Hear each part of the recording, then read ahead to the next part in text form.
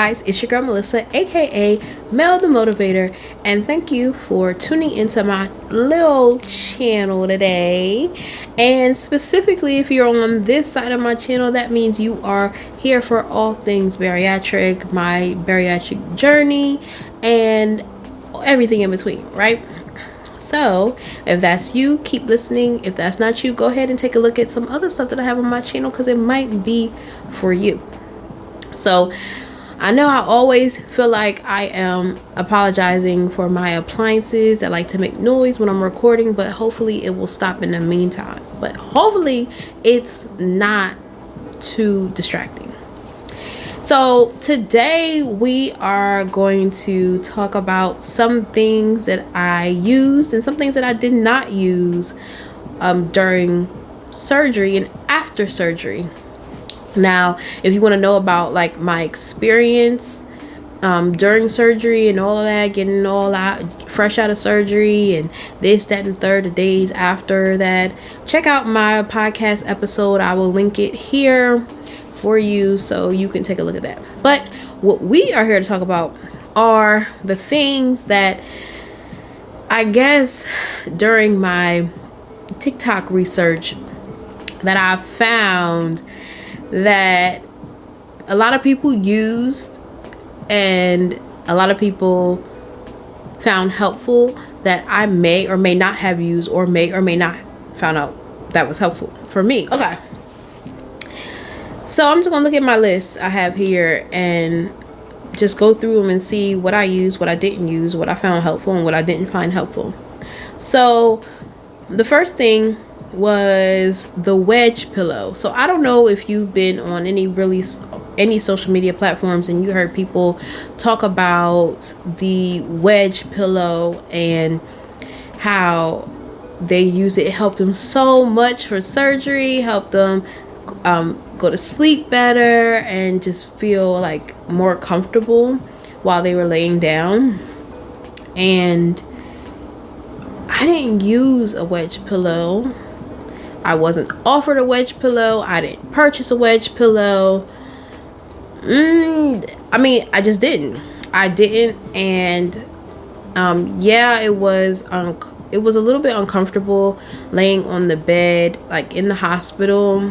I kind of had to find the right angle on the bed to kind of make me feel better. So maybe that kind of served like a wedge pillow. And I didn't use one. Maybe that would have helped me, but I got through it. Like, it wasn't too bad that I felt like, oh my gosh, I wish I should have got that wedge pillow, because it would have made the whole difference. Yeah, I didn't. So, I mean, you could be the judge whether you feel like you are going to need one. Next, I'm looking at this list and I'm looking at it and I didn't know about this until literally I went on TikTok. I didn't. And that was the stomach binder. Wasn't offered a stomach binder. Didn't use a stomach binder. I didn't use that either.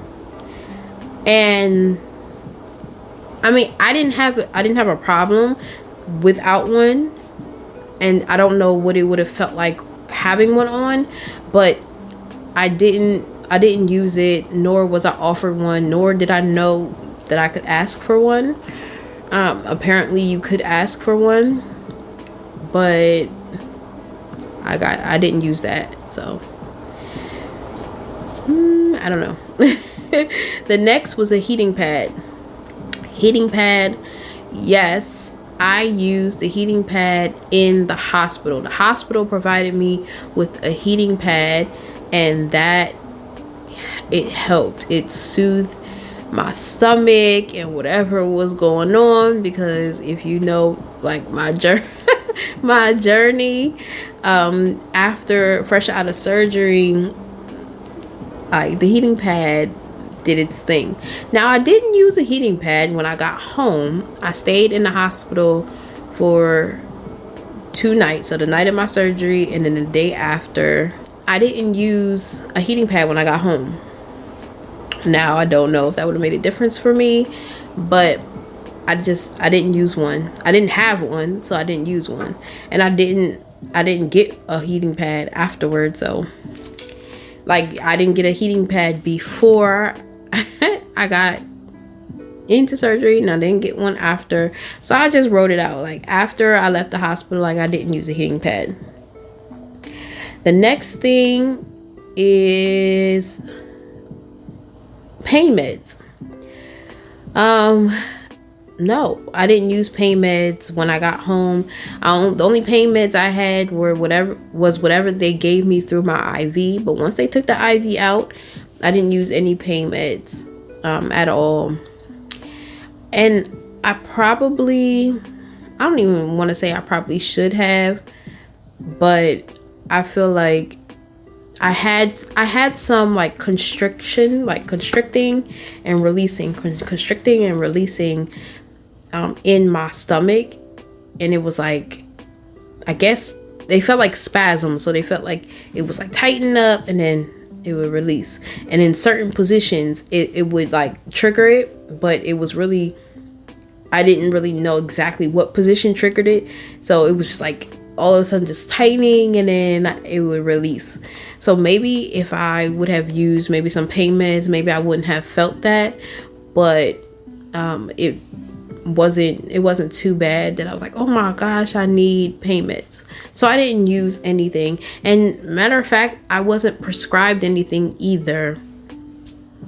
I mean, the surgeon didn't prescribe anything for me to pick up other than like the gallbladder medicine and the acid reflux and the Lovenox for blood clots. So no, I didn't have any pain meds either.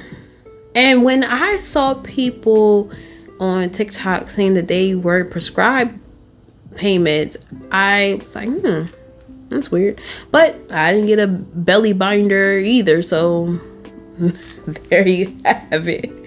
Not to say that the people at Christianity Care was bad by any stretch of the imagination. They were top tier, okay? They were wonderful. Okay, I had a great experience.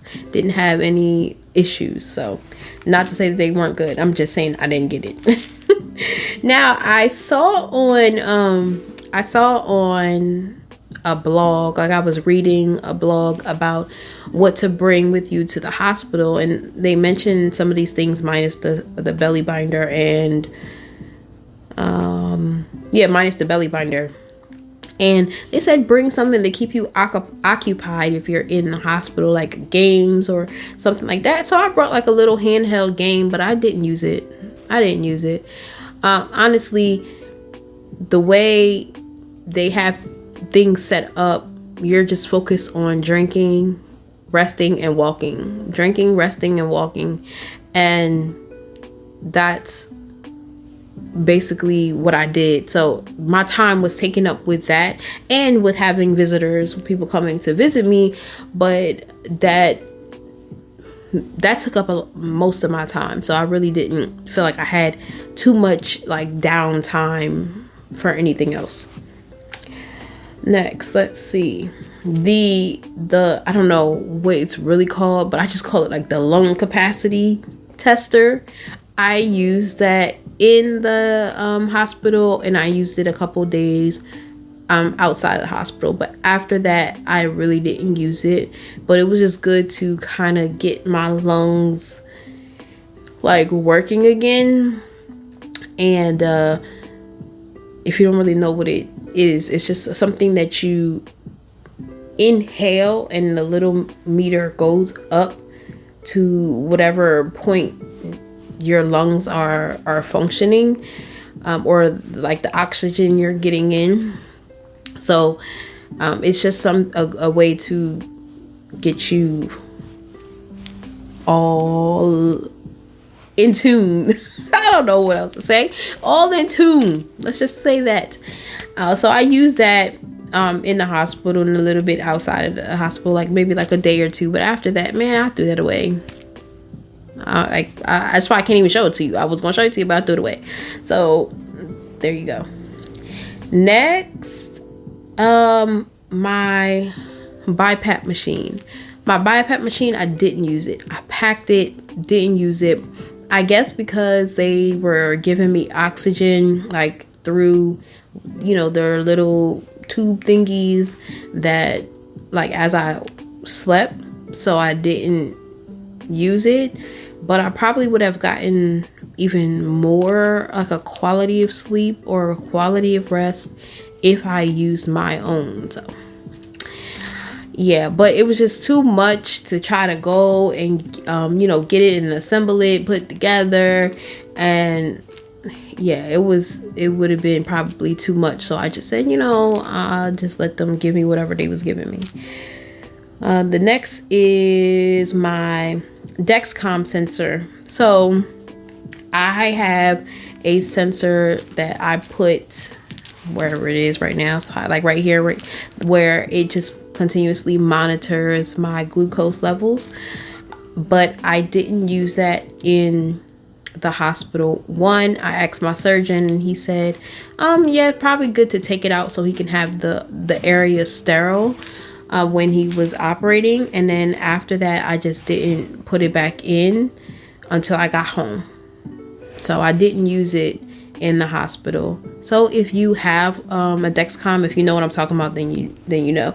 If you have a Dexcom sensor or something similar, your surgeon may want you to take that out so he can just he or she can have a good operating canvas. Let's see.